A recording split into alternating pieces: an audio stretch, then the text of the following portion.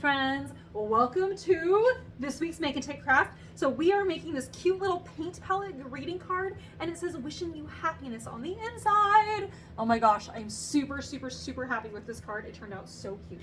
All right, so let's get started. Okay, so here in our little kit, we have all of these little bits and pieces.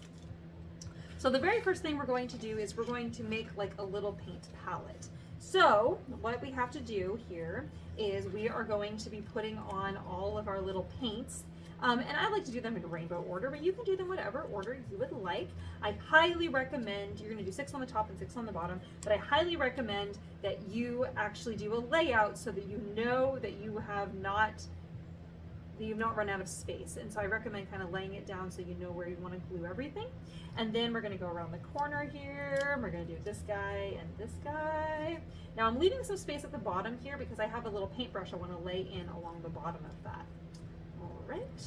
Okay, I think that looks pretty good. All right, so there we are. We have our little paint palette. Once you've decided where you want your paints to go, I'm just going to use a little bit of glue and just stick them all down.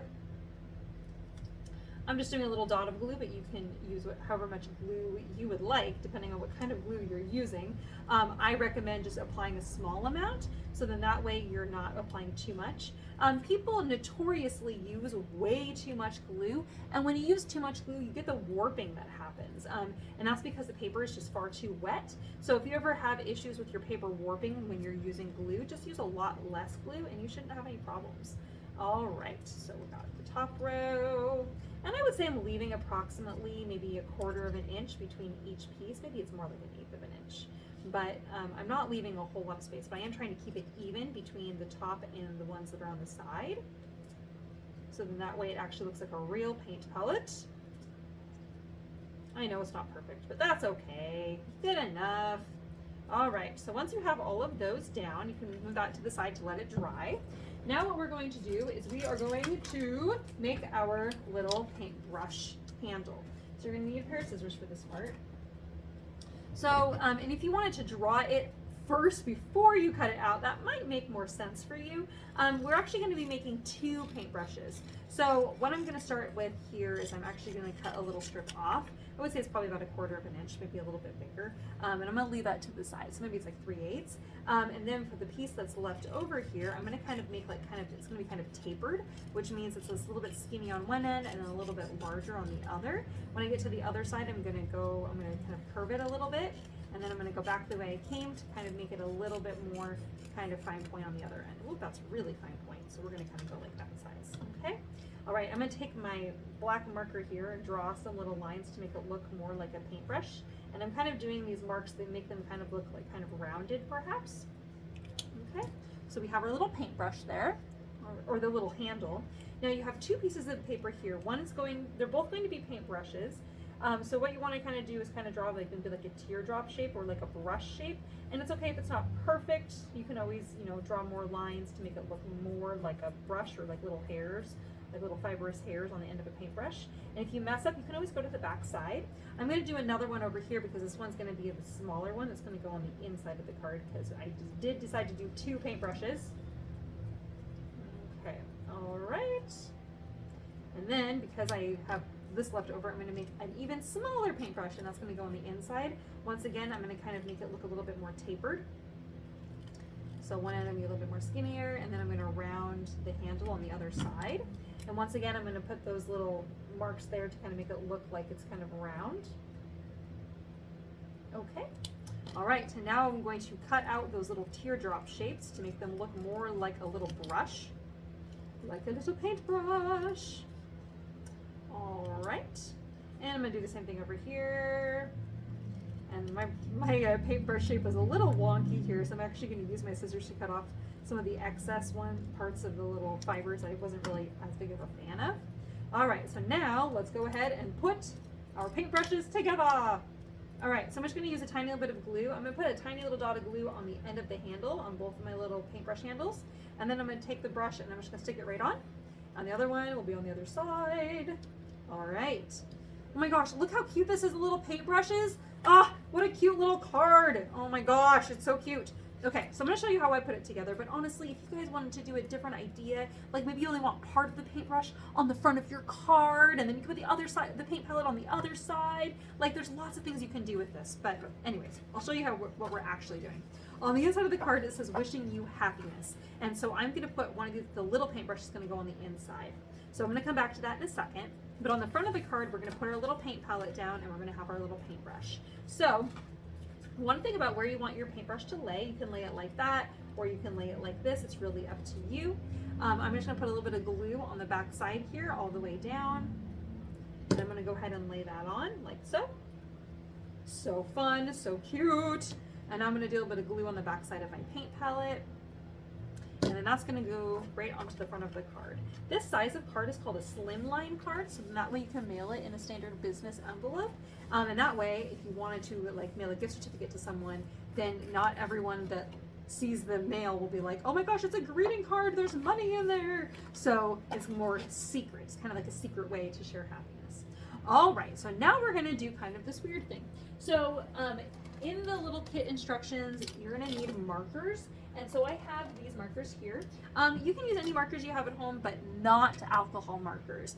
You can use Crayola markers, honestly, it's totally fine. But you want dye-based markers. So these are our dye-based brush markers. I'm actually gonna color them directly onto my craft mat, but if you have like a piece of plastic, you can color the marker onto a piece of plastic, and that's fine too. But you want to color it onto a non-porous surface. And non-porous means just like that, it's like not like paper, right? Because paper is a porous surface, which means the ink dries right away. A non-porous surface means that the ink will never dry on that surface, or it will take a really long time. And so, like for example, that might mean like I recommend a piece of plastic. An old CD would work, I guess, if you happen to have one of those. But I recommend a piece of plastic. That would be the easiest. Especially if you do a piece of plastic, you can put a piece of white paper underneath it, so that way you can actually see what color you're pulling out. But I put these in rainbow order onto the side there. So now what I'm going to do is I'm going to use a little spray bottle of water.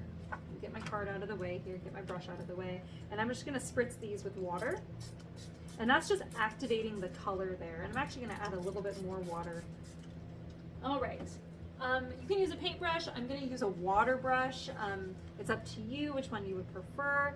But what you're going to want to do is you're going to want to pick up some of the color. So I'm going to start with my lightest color and then go to the darker. So I'm going to start with the yellow, actually. I'm going to pick up quite a bit of ink here. And I'm going to hold my paintbrush horizontal over the card, and I'm just going to hit it like this with all my fingers, and it creates a splatter on the background. I know the yellow is like the hardest one to see. I know that's the one I started with. Now I'm going to orange, and I'm kind of not doing it directly on top of the yellow, just slightly away. And now I'm going to go to red. And so I'm kind of doing a rainbow as I kind of go around. Now I'm going to go to pink and purple. And then I'm going to go to blue. And notice I'm not doing it on top of the sentiment. I'm kind of doing it around the outside. And then I'm going to do turquoise and finally green. All right, so there we have that. Okay, now, something I absolutely love about doing splatter is making tiny little secret hearts in my splatter. So I'm actually going to use my paintbrush here, and my real paintbrush. I have this little fake paintbrush that's going to kind of sit right here. So, but I really want to kind of like add in like tiny little secret hearts. So I'm going to use my paintbrush over here to pick up the color green to hide little secret hearts in my paint splatter, because I just think that's so much fun. And I think I'm actually going to do a couple in the blue as well, because I just think that's really cute. Oh my gosh, I love it. It's so adorable. Okay, and you can make it like a much larger, I'll make a larger green heart here, just so that way it's a little bit more obvious, but it's just really cute. Okay, and you can of course write on top of the watercolor once the watercolor dries, so you can write your sentiment to your friends or whoever it is you're going to mail your card to. You're probably noticing that your card is pretty wet at this moment because there's a lot of paint splatter. It's going to take a while for that to dry. Now, I don't really mind waiting. However, for those of you watching the video, you probably don't want to sit there and watch paint dry. I mean, maybe I'm wrong, but what I'm going to do here is I'm going to take my paper towel. I'm going to actually fold it in half. Actually, I'm not going to fold it in half. I'm going to put it right up against that edge right there, and I'm going to kind of just dab like this, and that way I can pull off any excess paint. And it's okay if it kind of muddles up some of like the paint splatter or the little hearts, because it's supposed to look like watercolor.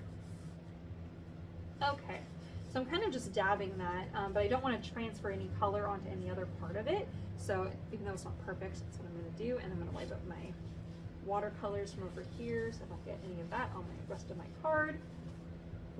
All right, now I'm going to use my little white glue here on the back side of my smaller paintbrush, and it's time to glue it on.